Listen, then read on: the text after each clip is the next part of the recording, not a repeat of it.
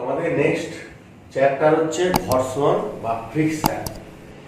মানে আমরা এই ঘর্ষণের আগের যে চ্যাপ্টার, হ্যাঁ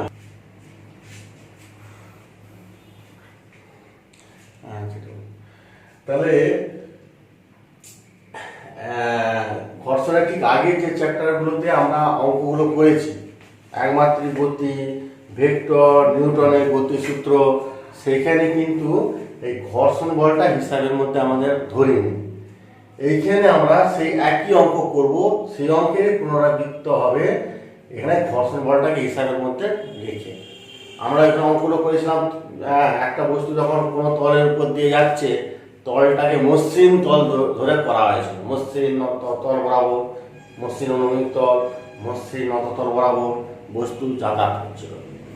এবার এইখানে আমরা তলটা যদি অমসৃণ হয় তাহলে ঘর্ষণ বলের ব্যাপারটা আসে এবং ঘর্ষণ বলটাকে ক্যালকুলেশনের মধ্যে এনে আমাদের অঙ্কগুলো করতে হবে।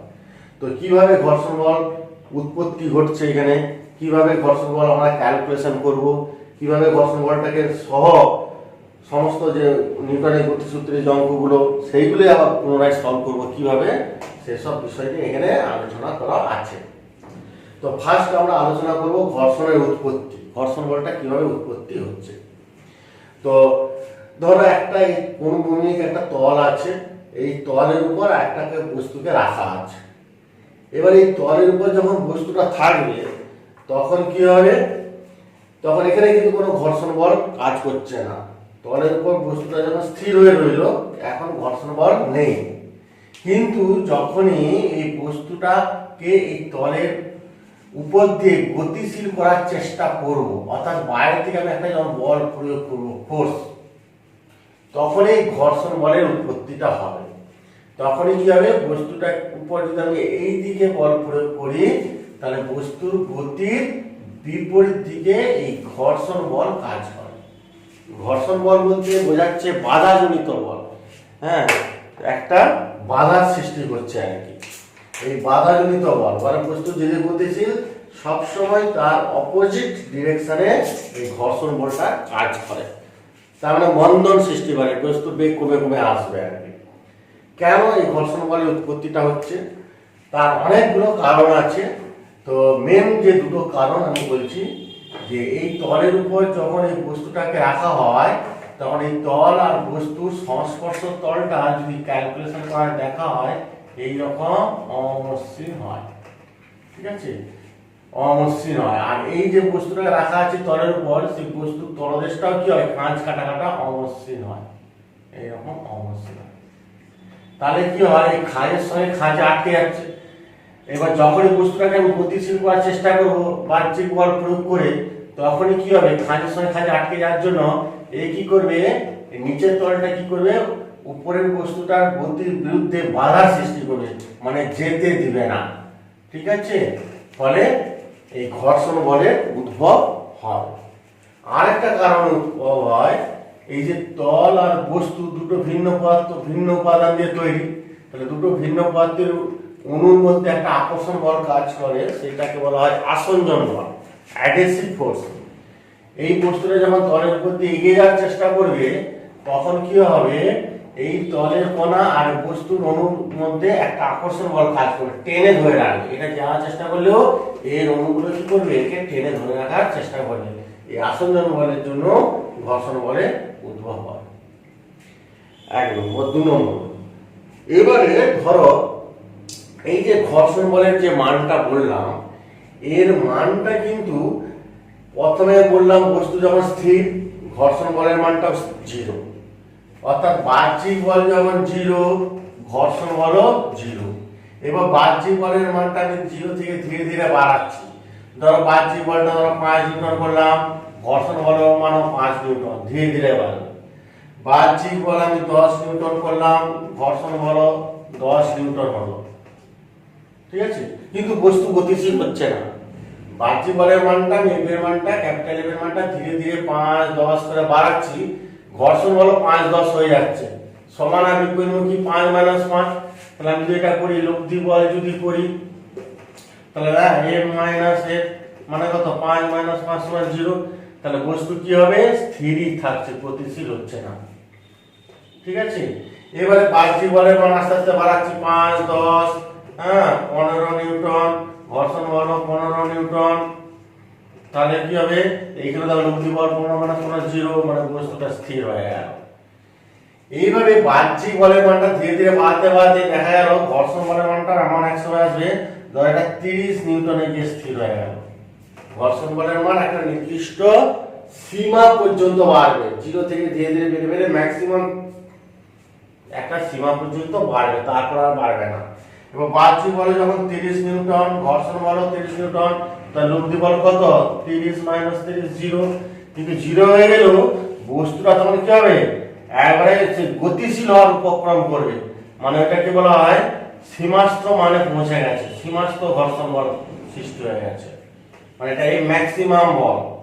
ঘর্ষণ বলের সম্ভাব্য সর্বোচ্চ মানকে বলা হয় সীমাস্থ ঘর্ষণ বল।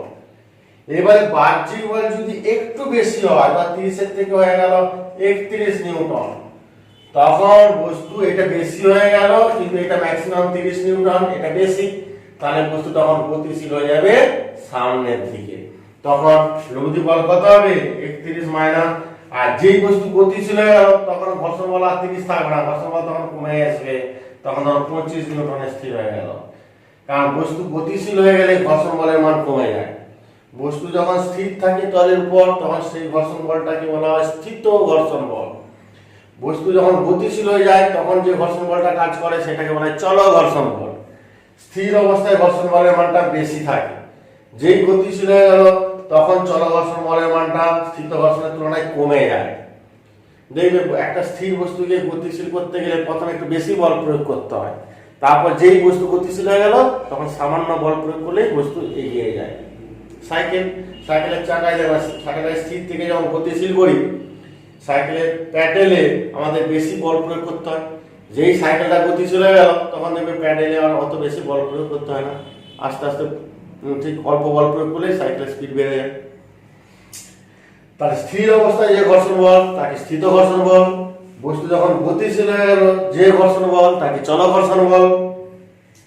চল ঘর্ষণ বলের মান স্থিত ঘর্ষণের তুলনায় কমে গেল। ঠিক আছে, তাহলে এখানে চল ঘর্ষণ বল 25 আর বাহ্যিক বল 31, তাহলে লব্ধি বল 31 - 25 মানে কত, 6 নিউটন। তার মানে বস্তু ত্বরণ সহ গতিশীল সামনের দিকে ত্বরণ নিয়ে এগিয়ে যাবে। ঠিক আছে, তাহলে এই যে ঘর্ষণ বলের মানটা দেখো 0 থেকে বেড়ে বেড়ে বেড়ে একটা নির্দিষ্ট সীমা পর্যন্ত যে বাড়ছে, বাহ্যিক বলের সঙ্গে সামঞ্জস্য রেখে যে বাড়ছে, সেই কারণে এই ঘর্ষণ বলটাকে বলা হয় স্বনিয়ন্ত্রক বল, সেলফ অ্যাডজাস্টিং ফোর্স। স্বনিয়ন্ত্রক বল বলে, সেলফ অ্যাডজাস্টিং ফোর্স বলা হয়। ঠিক আছে, এবারে আমরা এখান থেকে এই যে স্থির অবস্থায় যে ঘর্ষণ বল কাজ করছে তাকে বলা হয় স্থিত ঘর্ষণ বল।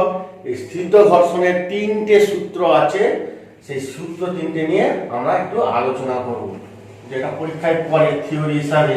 যে স্থিত ঘর্ষণের সূত্র 3টি লেখো 3 নম্বরে।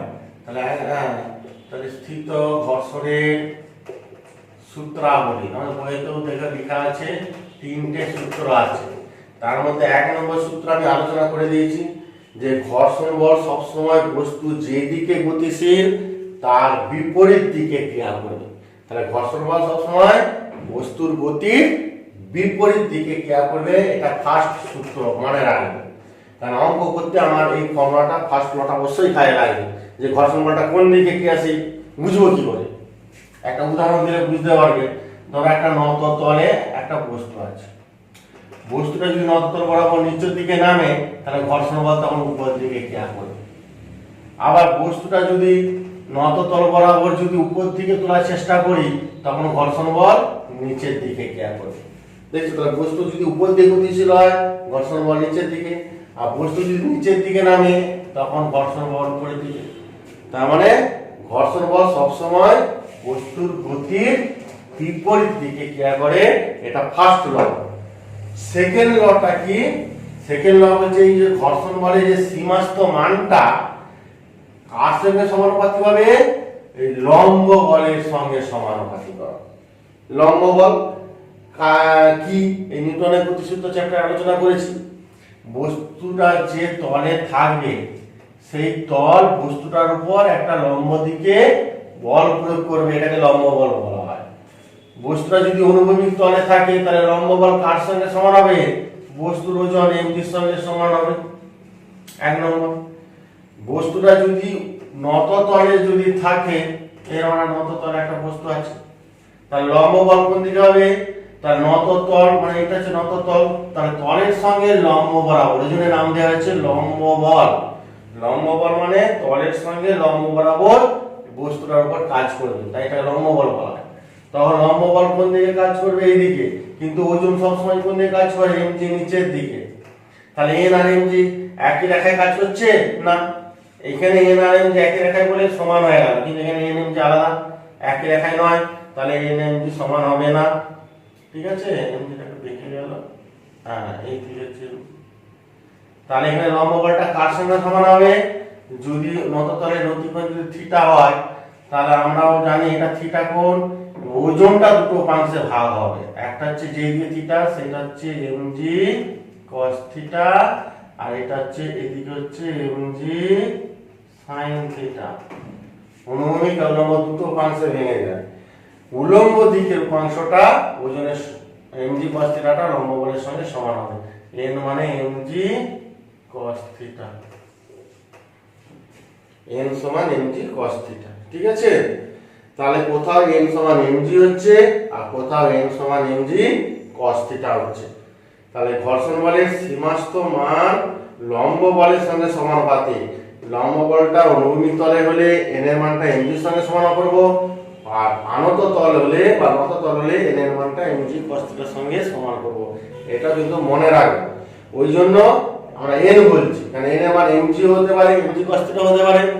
ঠিক আছে, তাহলে আমরা সেকেন্ড লটা আমরা কি পেলাম? ঘর্ষণ বলের সীমাস্থ মান লম্ব বলের সমানুপাতিক, বা এখান থেকে সমানুপাতিক থেকে সমান আনতে গেলে একটা ধ্রুবক রাশি দিয়ে গুণ করতে হয়, সেটা বলে mu, mu into n।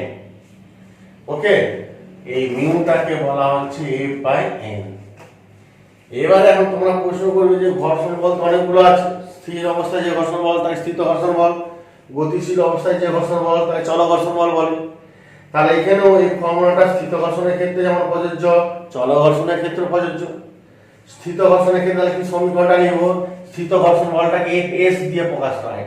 s মানে স্ট্যাটিক, স্ট্যাটিক মানে স্থির, তাহলে Fs সমান তখন মিউ এর জায়গা হবে মিউ s n, তাহলে মিউ s সমান Fs/n।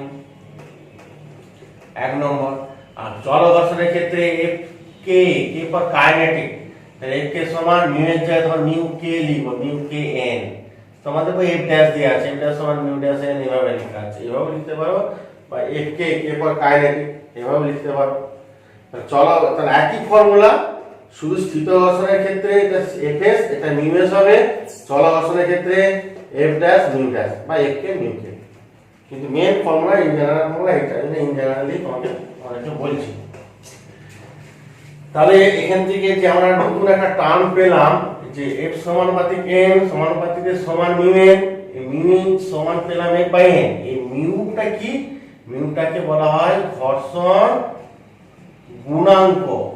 এটা স্থিত ঘর্ষণ হলে স্থিত ঘর্ষণ গুণাঙ্ক, আর চল ঘর্ষণ হলে চল ঘর্ষণ গুণাঙ্ক। এর মানটা নির্ভর করবে কার উপর?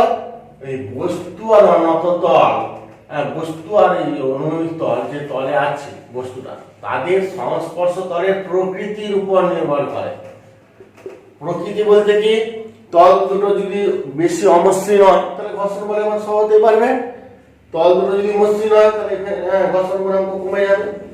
তাহলে প্রকৃতির উপর নির্ভর করছে, তল মসৃণ আর অমসৃণ তার উপর নির্ভর করছে। যত অমসৃণ হবে মিউ এর মান তত বেশি হবে, তল যত মসৃণ হবে মিউ এর মান তত কম হবে, আর মিউ এর মান যত কম হবে ঘর্ষণ বলের মান তত কম হবে। ঘর্ষণ বল মানে বাধা জনিত বল তত কম হবে। আচ্ছা, এবারে এই যে ঘর্ষণ গুণাঙ্কের সংজ্ঞা পরীক্ষায় পড়ে, ঘর্ষণ গুণাঙ্কের সংজ্ঞা, একক, মাত্রা এই ফর্মুলা থেকে তোমরা বের করতে পারো। তো ঘর্ষণ গুণাঙ্ক কাকে বলে? স্থিত ঘর্ষণের সীমাস্থ মান এবং লম্ব বলের অনুপাতকে ঘর্ষণ গুণাঙ্ক বলে। এর মান সাধারণত মেয়ের মান সাধারণত 1 থেকে কম হয়, লেস দ্যান 1। ঠিক আছে, তবে বিশেষ বিশেষ ক্ষেত্রে মেয়ের মান 1 থেকে বেশি হতে পারে। পরীক্ষায় পড়ে ঘর্ষণ গুণাঙ্কের মান কি 1 থেকে বেশি হতে পারে? হ্যাঁ হতে পারে। কোন ক্ষেত্রে সেটা বলতে হবে, সেই একটা ব্যতিক্রম আছে। ব্যতিক্রমটা কি? তখন বলতে হবে যে অনেকগুলো কন্ডিশন আছে। 1 নম্বর কন্ডিশন, বায়ু শূন্য স্থানে নিয়ে যেতে হবে। 2 নম্বর, এই দুটো বস্তুকে যে সংস্পর্শ তল, সেই সংস্পর্শ তল দুটোকে বৈজ্ঞানিক পদ্ধতিতে বিশেষভাবে পরিষ্কার করতে হবে। ঠিক আছে, আর বায়ু শূন্য স্থানে রাখতে হবে। তাহলেই আর যে কোনো দুটো ধাতব তল হতে হবে, ধাতু হতে হবে, তাহলে এদের ঘর্ষণ গুণাঙ্কের মান 1 থেকে বেশি হয়ে যাবে। তার 3টে কন্ডিশন। 1 নম্বর হচ্ছে বায়ু শূন্য স্থানে, 2 নম্বর বৈজ্ঞানিক পদ্ধতিতে বিশেষভাবে পরিষ্কার করতে হবে, 3 নম্বর দুটো ধাতব তল নিতে হবে, অর্থাৎ দুটোই ধাতু হতে হবে। তাহলেই ঘর্ষণ গুণাঙ্কের মান 1 বেশি হবে। না হলে ইন জেনারেল নিউয়ের মান সাধারণত 1 থেকে কম। 1 থেকে কম মানে 0.1, 0.2, 0.3, 0.4, 0.56, 0.78, 0.75, 0. এইরকম টাইপের, মানে 1 থেকে কম। এই হচ্ছে তোমাকে দ্বিতীয় সূত্র।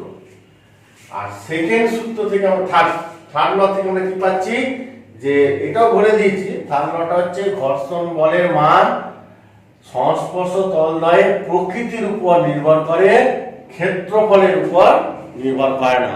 ক্ষেত্রফল বলতে ওই স্পর্শ তলে যে স্পর্শ তল যেটা আছে, এই যে সংস্পর্শে আছে, তো সেই স্পর্শ তলের ক্ষেত্রফলের পরিমাণ বাড়া বা কমার উপর ঘর্ষণ বলের মানটা নির্ভর করে না। কার উপর নির্ভর করে? প্রকৃতির উপর। যত অমসৃণ হবে ঘর্ষণ বলের মান তত বাড়বে, যত মসৃণ হবে তত কমবে। এই হচ্ছে স্থিত ঘর্ষণের মেন আমাদের 3টে সূত্র।